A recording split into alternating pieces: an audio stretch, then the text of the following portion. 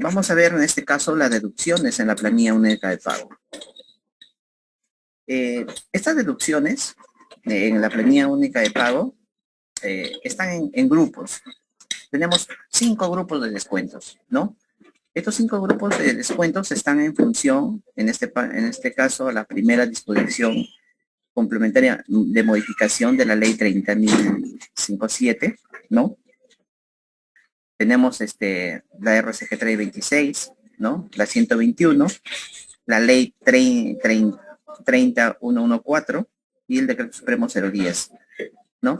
Con estas normas se establece, digamos, se aprueban normas para que las entidades públicas realicen afectación a la planilla única de pagos.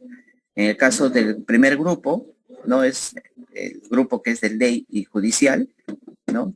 Que está en función a la norma que se está indicando, que es a la ley 30057, ¿no? Tenemos los sindicales, ¿no? Los fondos de bienestar, las cooperativas, las entidades reguladas por la SBS. Esto está en función también a la ley, esta ley 30114, que es la ley de presupuesto, ¿no? Del año 2014. Y en este caso, en esta ley autoriza que las entidades del sector público, a partir de la vigencia del presente dispositivo, afectar la planilla única de pago con conceptos expresamente solicitados y autorizados por el servidor, ¿no? En cada grupo tenemos prioridades. Les voy a dar un ejemplo. Eh, ¿Cómo funciona o cómo se implementa, digamos, estos descuentos en la planilla? Imaginemos, tenemos un profesor de primera escala que percibe 2.500.20. Muy bien, 2.500.20. En este caso, el profesor está afiliado a la ONP y, digamos, está afiliado, pongamos que es un ejemplo, está afiliado al SUTE y tiene un descuento en, en la Caja Trujillo, ¿no? Entonces, ¿qué es lo que hace el sistema? Adicional a eso, antes de hacer el ejemplo, esta norma establece que el profesor no se le puede descontar más del 50% del neto, ¿no? Y el 50% y el neto se calcula, digamos, es el monto total menos los descuentos de ley y el descuento judicial. Y en función a eso, ya se calcula el neto. Entonces, en el ejemplo que les mencioné hace un momento, el profesor gana 2.500.20. ¿Qué es lo que va a descontar? ¿Dónde estaría la ONP? La ONP está en el primer grupo, ¿no? En su régimen de pensionario, que es descuentos de ley. Entonces, ¿qué va a hacer el sistema? De los 2.500 va a calcular y va a descontar su régimen pensionario, que en este caso es la ONP. Luego, en este caso, evalúa y si tiene un saldo, le indica también que está afiliado al SUTE. Va a descontar la cuota sindical, va a pasar al segundo grupo. Luego pasará al tercer grupo, fondo de bienestar. Como no tiene en fondo de bienestar, en el fondo de bienestar mayormente están el SUCAFAE, ¿no? Como no está en fondo de bienestar, sigue bajando y se va a cooperativas. Y dentro de las cooperativas tampoco tiene descuentos. Ojo, hay que tener en cuenta algo, que en cada grupo el descuento se hace digamos, por la fecha más antigua. Luego pasa a las entidades supervisadas por la SBS y acá está la Caja Trujillo. Pero para ejemplo agreguemos algo más. Tiene Caja Trujillo y Caja Huancayo. La Caja Trujillo fue otorgado, imaginemos, el 1 de enero del año 2022 y la Caja Huancayo fue otorgado el 2 de febrero del año 2022. Entonces, ¿qué hace el sistema? Primero va a descontar la Caja Trujillo. ¿Por qué? Porque es la más antigua. En cada grupo, la más antigua. Entonces, descuenta la Caja Trujillo y el sistema evalúa. ¿Todavía tiene saldo en el neto? Si tiene el saldo en el neto, prosigue con otro descuento. Pero si ya no tiene saldo en el neto, ya no va a descontar. Entonces, digamos, ese es el funcionamiento, digamos, en el sistema único. Bueno, en el sistema único se ha implementado lo que establece la norma, ¿no? Entonces, en ese orden de descuento, en ese orden de grupos, se hacen los descuentos, en este caso, a todos los docentes auxiliares de educación. Y como les decía anteriormente, tiene que ser con autorización expresa del servidor, ¿no? Para eso nosotros establecimos, ¿no? En la RCG 121, establecimos un formato, ¿no? Y ese formato es en función, ¿no? A lo establecido en el 010, ¿no? Y en la ley también del presupuesto del año 2014, donde establece que todo descuento debe tener una autorización expresa. Y esta autorización expresa, en este caso, que es este formato, ¿no? Tiene que tener el visto, establece la norma, de la persona que está solicitando, en este caso, quien va a autorizar el préstamo o el descuento en la planilla, que viene a ser el docente, tiene que tener el visto, dice la norma, del jefe de administración o quien haga a sus veces, ¿no? Y también de la entidad. ¿Y cuál es la función, en este caso, de la oficina de administración? Y aquí sí quiero recalcar algo, porque hemos visto que no están, digamos, no están evaluando, la oficina de administración no está evaluando correctamente, digamos, estas autorizaciones. La norma establece que solo se debe descontar hasta el 50% del neto, ¿no? Imaginemos que yo gano 2.500.20, descontamos en este caso el 13%, imaginemos sean 200, me quedaría 2.300. De esos 2.300, en este caso, sería el 50%, sería 1.150, ¿no? Ese sería el neto. Entonces, ¿qué es lo que tiene que hacer la oficina de administración? La oficina de administración lo que tiene que hacer es, viene un docente, va a una entidad, ¿no? Por ejemplo, a la Caja Trujillo y dice, señor, necesito un préstamo. La Caja Trujillo verifica, le otorga el préstamo y dice, te voy a descontar 2.000 soles mensual. Entonces, este formato tiene que ser llevado a la unidad a la UGEL. ¿Para qué? Para que lo vise, en este caso, el administrador. Y el jefe de administración tiene que coordinar con planillas para que verifique si el profesor tiene capacidad de descuento. Si no tuviera, si ya dije hace un momento que el profesor solo tiene la capacidad de 1.150 y esta autorización dice 2.000, no lo podría firmar el administrador. ¿Por qué? Porque tendrá que indicar que no tiene capacidad de descuento, ¿no? Pero imaginemos que esta autorización va por 1.000 soles. Verifica el administrador, dice sí, el profesor tiene 1.150, tiene la capacidad. Lo visa y con eso, digamos, es la autorización para que se descuente a través del sistema único de planillas. Pero posterior a esa autorización, el docente se va a otra entidad y solicita otro préstamo. Y en este caso, como hemos autorizado 1.000, ahora le queda solo 150. Va a otra entidad y la entidad dice, ya te doy el préstamo, te voy a descontar 300 soles mensual. Entonces, esa autorización de nuevo va a la UGEL, ¿no? Y la oficina de administración lo que tiene que verificar. El profesor ya tiene un compromiso pactado, que es de 1.000 soles por X entidad, ¿no? Y solo le queda, del neto le queda 150.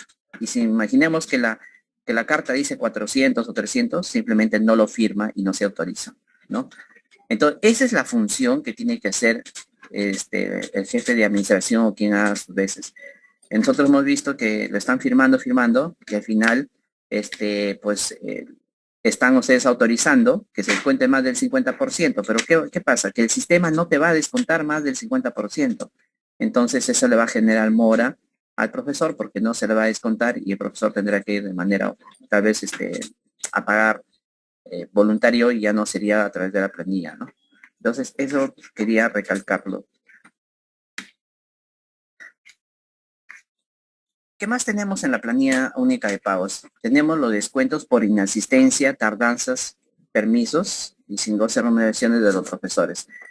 Esto nosotros lo hemos, está normado con la RCG 326 del año 2017, en donde se establece todo el procedimiento respecto a los descuentos, en la cual se da responsabilidades o se establece responsabilidades a los jefes de personal de las oficinas de recursos humanos, ¿no? En este caso de la unidad ejecutora, respecto al control de asistencia y reporte mensual. ¿Cuál es la responsabilidad del jefe de personal? Es consolidar los reportes de asistencia remitidos por los directores de las educativas. ¿no? Los directores de instituciones educativas tienen 3 días hábiles del mes próximo para que puedan presentar su reporte de asistencia, ¿no? Por ejemplo, de este mes de septiembre, el director de la IE tiene que presentar lo máximo los 3 días hábiles del mes de octubre. Presenta esos reportes, deberían todos los directores de las instituciones educativas deben presentar, no deberían, deben presentar. ¿Por qué? Porque ese es el sustento para que los responsables de planillas hagan el pago. Si no, ¿en base a qué? Imagínate, si no presentan ningún reporte, no informa nada, ¿en base a qué el responsable de planillas efectúa los pagos? ¿No? Entonces, este reporte es el sustento. Entonces, dentro de estas responsabilidades, se indica que el responsable de consolidar, de elaborar los reportes en el formato 3 y 4 que establece la norma, está a cargo de la oficina de personal de cada unidad ejecutora. Ellos también tienen que llevar un control de las inasistencias injustificadas de los profesores. ¿Por qué? Si ustedes han verificado esta resolución establece, por ejemplo, un profesor en el mes de marzo faltó 2 días, ¿no? Posterior a eso, el profesor faltó en abril 2 días más. Luego en mayo, el profesor faltó un día. Entonces el profesor ya tiene 5 días. Entonces ahí en este caso, por cada 5 días tendríamos que descontarle sábado y domingo, ¿no? Y ese control, quien lo tiene que hacer es la oficina en este caso, o el jefe de personal de la unidad ejecutora. Ellos tienen que hacer, informar, ¿no? A la oficina, en este caso, o al responsable de remuneraciones para que efectúe los descuentos correspondientes en función al consolidado que el profesor ha realizado, que en este caso, perdón, el jefe de personal ha realizado, ¿no? ¿Y cuáles son las responsabilidades del área de remuneraciones de cada unidad ejecutora? Su responsabilidad es elaborar la planilla única de pago, ¿no? Tanto de los profesores, auxiliares de educación, en este caso también 27C, ¿no? De acuerdo a la información consignada en el formato 1.2, ¿no? En este caso de la RCG. ¿Y ese formato quién le va a hacer llegar? Es la Oficina de Recursos Humanos. ¿Cuáles otras razones? Aplicar los descuentos por inasistencias injustificadas, tardanzas, permisos sin goce de remuneraciones, ¿no? En la planilla única de pago, en función al reporte que les hace llegar la oficina de personal. ¿Qué consideraciones deben tener, ¿no? Para los descuentos de inasistencias, tardanzas y permisos? Tener algo muy importante, que la remuneración que se le hace al profesor es equivalente a 30 días, ¿no? 30 días de periodo. Utilizar el factor hora-minuto, que luego les voy a explicar cómo se hace el cálculo, porque esto es muy importante, porque a veces el responsable de planillas ingresa al sistema y el sistema ejecuta el descuento, y cuando viene el profesor, ¿no? A veces a decir, explícame de dónde sale este monto, y si no conocemos esto, no van a poder explicarlo, ¿no? No van a decir, el sistema lo calcula de esa manera, ¿no? Entonces, para eso es que sirve estas sesiones, para que ustedes conozcan cómo se elabora la planilla única de pago, ¿no? Los profesores del área de gestión pedagógica, ellos cumplen una jornada de trabajo en función a 45 minutos, ¿no? Y en este caso, que son horas pedagógicas, y tenemos los profesores del área de gestión institucional, que en este caso su jornada laboral es en función a horas cronológicas, ¿no? Que es hora cronológica, que es 60 minutos. Acá tenemos el factor hora-minuto, ¿no? Esto, como lo van a compartir, está tanto para los profesores que están en el área pedagógica o los que están en el área de gestión institucional. Y el factor hora por hora cronológica, hora pedagógica, minuto cronológico y factor pedagógico. Entonces, en función, por ejemplo, dice, yo soy profesor de 30 horas en área pedagógica, ¿no? Entonces, tenemos que ir, ¿cuánto es la jornada laboral? 30 horas. Muy bien, buscan ahí la jornada laboral y luego tienen que sacar el factor, ¿no? Dependiendo, ¿no? Si el profesor lo van a descontar, tuvo una hora de tardanza, entonces tendrían que buscar el factor hora. Pero si está en minutos, tendrían que el factor minutos, pero para la área, en este caso, minuto pedagógico. Estas son las fórmulas para el descuento, ¿no? Esto sí es muy importante que ustedes lo aprendan. Bueno, las personas que tienen, digamos, que están encargados de remuneraciones, ¿no? Es importante que ustedes aprendan esta fórmula porque les va a ayudar así cuando tengan algún reclamo y lo puedan explicar al docente o al cierre de educación. En el caso del descuento por inasistencia, ¿no? La fórmula es el ingreso mensual entre 30. ¿Por qué entre 30? Porque como les indiqué, que la remuneración está en función a 30 días, ¿no? Entonces, el ingreso mensual entre 30 por los días de inasistencia, ¿no? En el caso del descuento por tardanzas, ¿no? Es el ingreso mensual entre el factor hora. Ahí va a determinar mucho si el profesor está en área de gestión pedagógica o en el área de gestión institucional, por la hora de tardanza. Luego tenemos en el descuento por minutos, ¿no? Igual, el ingreso mensual entre el factor minuto, también eso va a depender mucho si el profesor está en área de gestión pedagógica o en área de gestión institucional, por los minutos de tardanza que tiene el profesor, ¿no? Y acá tenemos, bueno, acá tenemos, digamos, una lámina de cómo se ingresa en el sistema único de planillas, ¿no? Las inasistencias, que van en función en días, las tardanzas, ¿no? Horas y minutos. Y también tenemos en el caso de huelgas, ¿no? Tenemos acá un ejemplo práctico para que así ustedes puedan ver de cómo se realiza el cálculo. Para este ejemplo tenemos que un profesor ubicado en segunda escala magisterial con 30 horas de trabajo semanal mensual tiene en asistencia 2 días. Muy bien. ¿Cuánto es su remuneración íntegra mensual? Segunda escala, 2.750.22 actualmente, porque esto va a variar en noviembre. Trabaja en una institución educativa rural tipo 1, 500 soles, y es unidocente, 100 soles. ¿Cuánto es su ingreso mensual?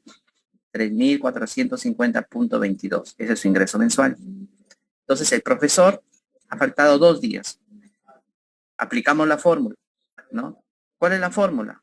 El ingreso mensual entre 30 por los días que faltó el profesor. ¿Cuánto sería? 230.01 en el caso de una asistencia. Ese sería el descuento. Imaginemos que esto ustedes lo han ingresado al sistema y el sistema debe calcular y descontar 230.01. Tenemos otro caso. Jefe de gestión pedagógica. Jefe de gestión pedagógica, esta área de desempeño es gestión institucional, ¿no es cierto? Entonces, su jornada laboral de gestión institucional es 40 horas cronológicas. Tiene una tardanza de 3 horas. Entonces, ¿qué es lo que tenemos que hacer? En este caso, tenemos que buscar el factor de 40 cronológicas, ¿no? Entonces, acá dice, ¿cuánto es su remuneración íntegra mensual? 5.833.84, porque está en la sexta escala. ¿Cuánto es la asignación al cargo? En este caso, jefe de gestión pedagógica, 2.500. ¿Cuánto es ingreso mensual? Es 8.333.84. Muy bien. Ahora, ¿qué dice la fórmula? La fórmula dice ingreso mensual entre el factor. Tendría que ir a ver el factor. ¿Cuánto es el factor? 40 horas, 3 horas. A ver acá, 40 horas cronológicas. Entonces tendría que irme al factor en horas cronológicas. Regresamos para ver el factor.